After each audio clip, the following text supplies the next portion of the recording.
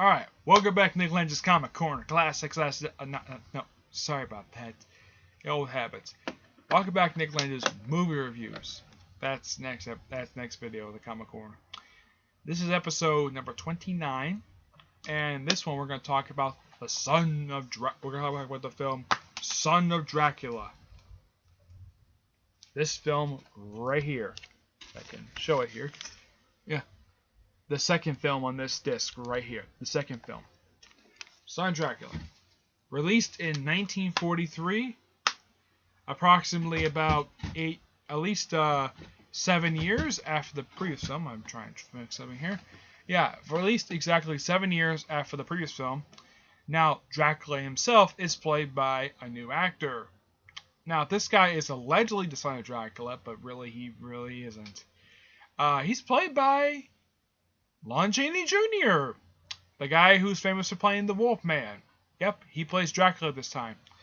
And this film, unlike in the previous two films, which were set in Europe, this one is set, and this is quite bizarre, it's set in New Orleans, which is the same place that the last of the Mummy films were set.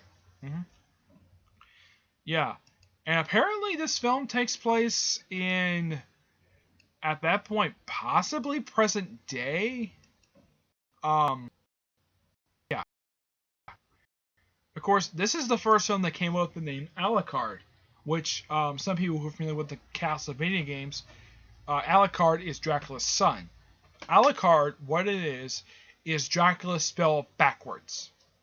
That's what it is. This is the film where it started the whole thing with Alucard. And they describe him as a Hungarian count, even though he's from Transylvania. Yeah, this all take place in New Orleans. Now the rest of the actors I'm not really well familiar with, but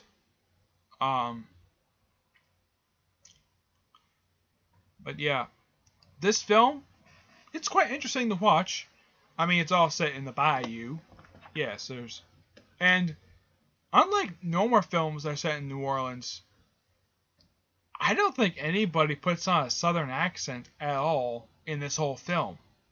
Maybe a couple people, maybe, but not any of the main focused characters. Now, the main woman who basically Dracula. Now, this is something quite unusual for a vampire film.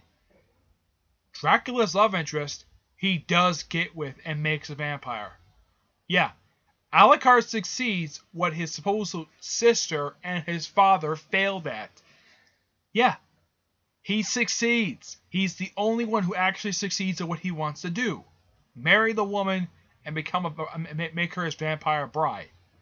Yeah, he succeeds. Also, this film also starts something that's a bit bizarre for the vampire lore. Apparently, vampires can turn into smoke. Yes, this film also sparked that one as well. And apparently he kept his coffin in some swamp. Yeah, it's a bit bizarre. I mean, Dracula keeping his coffin in a swamp. And how he's defeated is a bit bizarre. Basically, they destroy his coffin in this film. Yeah, they destroy his coffin. And the guy is killed by sunlight. Yep, that is how the guy dies. It's a bit bizarre, to say the least. This film is actually longer than the previous two films. It's only longer by 9 minutes. It's an hour and 21 minutes long. Is it a good film? Oh yeah, it is. It's something different from the previous film, which I do praise Universal for doing something different. Basically, one of the key focusings is this manor house. Now, apparently, the woman he wants to marry, his future father-in-law, has a problem with him because apparently the guy doesn't have any money. There's nothing really much to him at all. Oh yeah, and it's heavily implied that Transylvania at this point in time, when this film takes place, apparently it's a wasteland. Because apparently Dracula has basically killed the entire population. Yeah, it's heavily implied. At this point in time, Dracula wants to move on from Transylvania, and he wants to just start anew in New Orleans. Okay? It's a bit bizarre, to say the least. I mean, for a final film in a trilogy of film, this was pretty decent for what it is. And And this is something quite unusual because usually the third movie is usually the worst one. That's the thing with trilogies. Yeah, this is a trilogy, but there's still more films featuring Dracula after this. But it's not a terrible movie. It's not disappointing. It's actually really good. It's enjoy the watch. Though, this is something quite interesting though. Both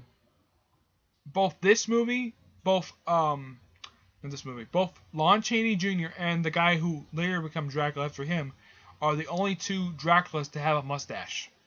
Yeah, everybody else is clean shaven. Yep, he has a mustache and so. One of the two films I can think of in the Universal monster films that he's been in where he's actually had facial hair. Yeah, a lot of times I see him, he's usually very clean shaven. And Lon Chaney Jr. gives his own version of how to play Dracula. One thing, he has the big poofy cape that Dracula had, that Bela Lugosi. Now, from what I can tell, it looks like the same exact cape that was used when Bela Lugosi was Dracula. As for the suit, it's completely different. That's the only thing they really changed between Alucard and Dracula himself is basically what suit he's wearing. But they keep pretty much the same cape. Now, does he sport any fangs?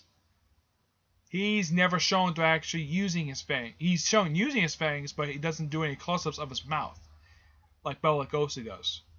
Lugosi was known for, whenever he was playing Dracula, yeah, one of the key things that you know is Bela Lugosi is that the camera loves to have a close-up of his eyes.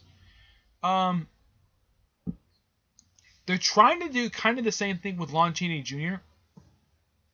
There's a lot of close-ups of his face in this movie. Not of his eyes, mind you, but there's his face. And when you watch this film, there's a lot of it you see him where you only see the side of his face half the time. That is where you see him a lot of times in this movie. It's like they only get a lot of side shots of him. It's like, I don't know, maybe, yeah, it's rare you see a full face shot of Lon Chaney Jr. because a lot of times you see him in this movie, it's always a side shot. Yeah, it's a bit bizarre to say it at least, but it's still a good film to watch, and I give the film a 9.5, a 9 out of 10. It's a great film to watch. Okay, anything else to say? Nope. But in my next episode, I am not going to do the next one on this particular disc. I'm going to do the original Frankenstein film, which I actually have on DVD over there. I'm going to do that in my next episode. The first Frankenstein film. Okay? So, that's it for this episode. Stay tuned for episode 30. Like I said, I'll do Frankenstein next. And, I will see you there. Bye.